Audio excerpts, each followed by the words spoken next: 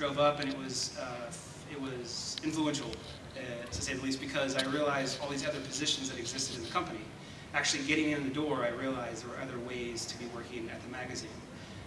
After a few years of that, I joined DC in the marketing department. I worked with a lot of the people who worked in the marketing department in my capacity at Wizard.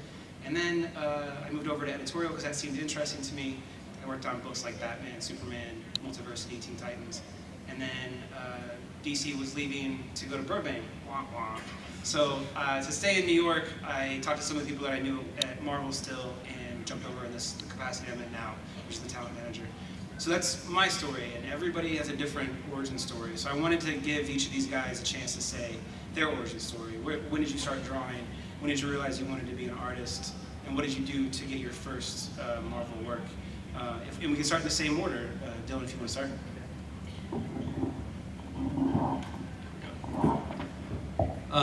Wow, that's a big question. I've been drawing since I was like 4, really since I can remember. And I never ever thought in a million years that anybody would be willing to pay me money for it, especially money that I can live off of.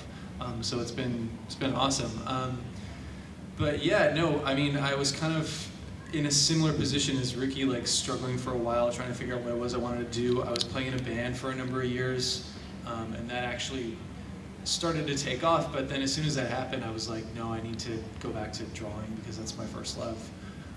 So I quit the band and went back to living with my parents, and just started drawing comics just on my free time, just, you know, anything I could do, anything that anybody was willing to work with me on. I was like working for free and working with friends and working by myself until I basically had enough money to get my first booth at FanExpo.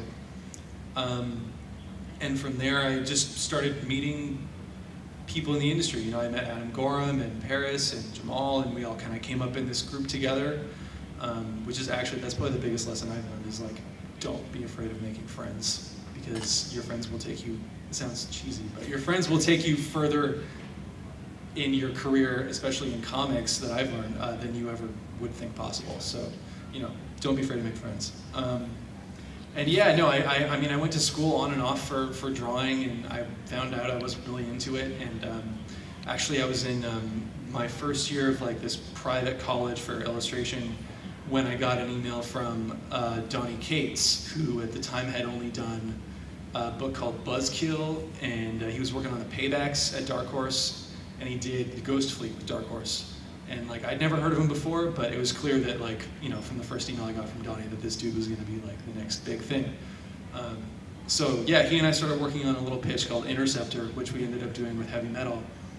And yeah, ever since then I've been kind of like filling my time as much as I can, drawing comics, and we wrapped Interceptor, and I did another book called Weavers with Boom. And then it was kind of slow going for a while, you know, and that happens, you know. You do covers, and then you do like a full series, and then, you know, you have nothing for 5 months, and then all of a sudden people are like, hey, I got this, I got this, I got this. So I don't know, it's kind of this like weird, like, I don't even know how to describe it. And then from there, man, what happened after that? The last 8 months has been sort of a whirlwind, because I've been working with, you know, everybody at Marvel on Cosmic Ghost Rider, which I got through Ricky and Donnie by going to Emerald City in Seattle. So yeah, it was just, it's kind of a, long story short, it's kind of, I found out that it's a combination of being in the right place at the right time, knowing the right people, and being just a kind, reliable person, and, you know, working your ass off too. So that's all I got to say, I guess.